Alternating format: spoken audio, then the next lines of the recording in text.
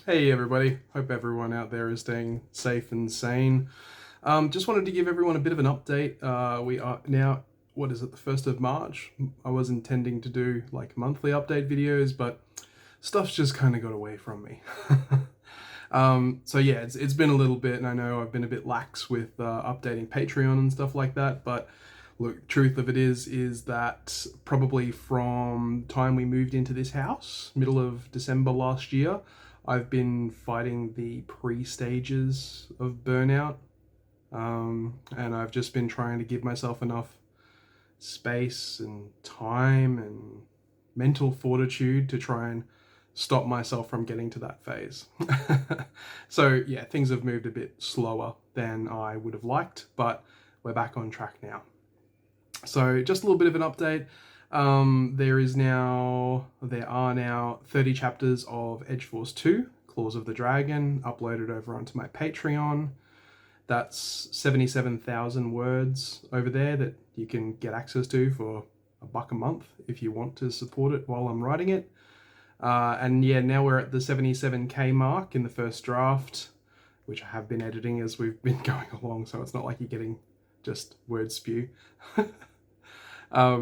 So we're at 77k now. The very first entry into the series was 95,000 words. And it's looking like this next one is probably going to be about 100,000 words, if not maybe a little bit longer, depending on how this final act goes. Now, in Edge Force news, I don't have any more news about the audiobook side of things yet, unfortunately. I was hoping to early this year, but just haven't yet. That's okay. Patience is a virtue. I don't know if I've shown you guys this in a previous video or anything yet, but here is the physical paperback version of Bleeding Edge, which is very, very, very nice. Nice little spine there, and the back is, just probably too much text. So yeah, it's been really fun revisiting this universe, and I'm thinking probably it's going to be a self-contained trilogy. This one, so Bleeding Edge, Claws of the Dragon, and Bury the Hatchet are going to be their own self-contained trilogy. Whether or not the story is going to continue on after that, all depends on if people want it. So if the audiobook does awesome when it comes out, if book 2 does awesome when it comes out, and book 3, if there's momentum there's lots of places that I can take this story, that I want to take this story, if people are interested. If they're not, then we'll just need to look at other things. So speaking of other things, one thing that I'm working on in tandem, and one of the ways that I tried to get over this burnout, because when mentally for me, okay, if I have a project that I'm committed to and I need to get done by a certain time with a certain word count and all of that kind of thing, I start putting all of this internal pressure on myself to get it done, has to get done, and the more pressure there is, the less likely I am to actually do it, which is what I was wanting to stop. So one thing that I've realized that I need is a secondary project that's just pure fun, that I can go and work on when things get too tough with, this one for whatever reason, or if I'm not in the right headspace to write it or something like that. So I am working on a serial at the moment as well, which is going to be launching over on my Patreon very shortly, but I don't want to launch it until I have enough content to be able to post pretty regularly, at least twice a week, give you guys new chapters and stuff like that. So just holding off on that one at the moment. There's only 8 chapters so far, but the concept's really cool, and I think a lot of people are really going to dig it. It's funny, like sometimes you just need to get out there in the real world and experience things and find new bits of inspiration, and it's really funny. I went up to Montville, which is one of my favorite places in southeast Queensland, with my mate Tristan, and we went into this woodworking shop, and absolutely love the place because it always reminds me of my pop's old woodshed. It just smells the same. He used to do wood turning and stuff. And we found this container full of things called spurtles. This. If you don't know what a spurtle is, this is it. Smells really good. Love that wood smell. It's a little bit possibly rude looking. Anyway, a spurtle is apparently a traditional Scottish stirring stick made for porridges and jams and all of that kind of stuff.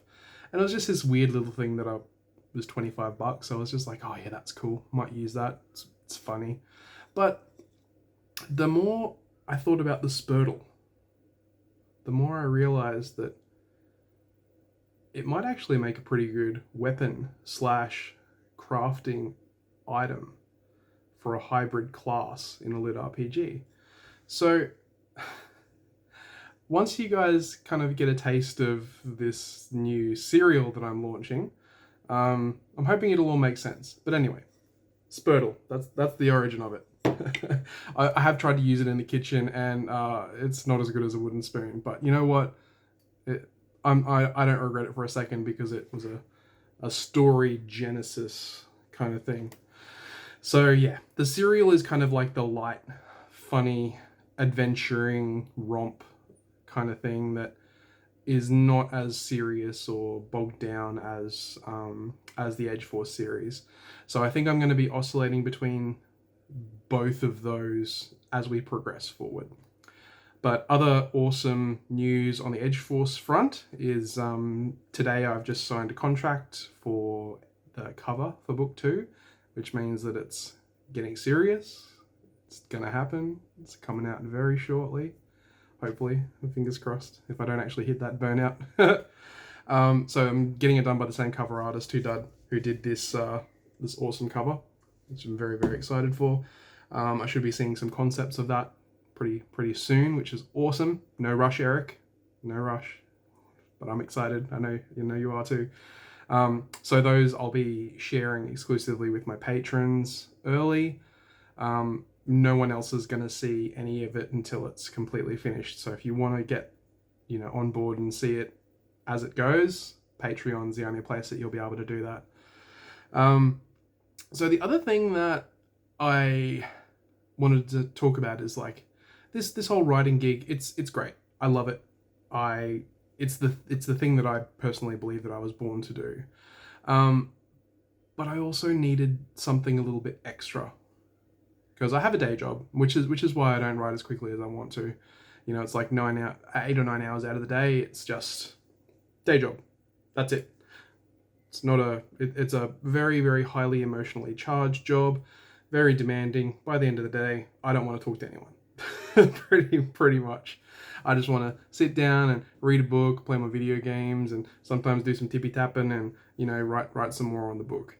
But yeah, the day job pays the bills, but it also exacts a cost at the same time. So my wife and I are we have started our own small business. And I never thought that this would be in my future when I was a kid, but I am now a chandler. I make candles, really, really nice smelling candles. So I don't know if you can, no, you can't see it. You can't see it in the back there. But we've done our very first range of really nice smelling candles, and our business is called Arcanum Candle Co. So I've got a Facebook page, and we're setting that up for sales and stuff. And this one is my personal favorite. It's called Scribe's Tomb, and it smells like leather, spice, oud, patchouli, and ancient bindings. The wisdom of ages is contained within this jar. And they just smell divine.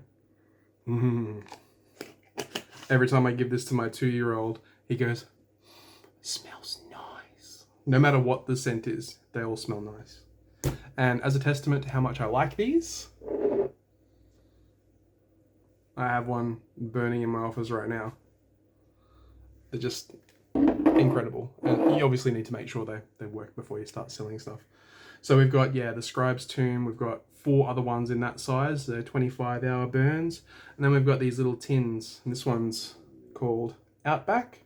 And this one smells like the Aussie bush.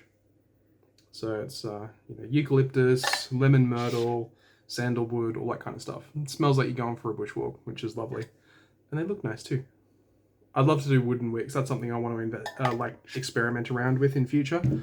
But yeah, that's pretty much it for me. Like when I identified that I was on the verge of like going down into that burnout valley and just conking out and not doing anything for a month, because that's usually how long it takes me to get over it, I was just like, no.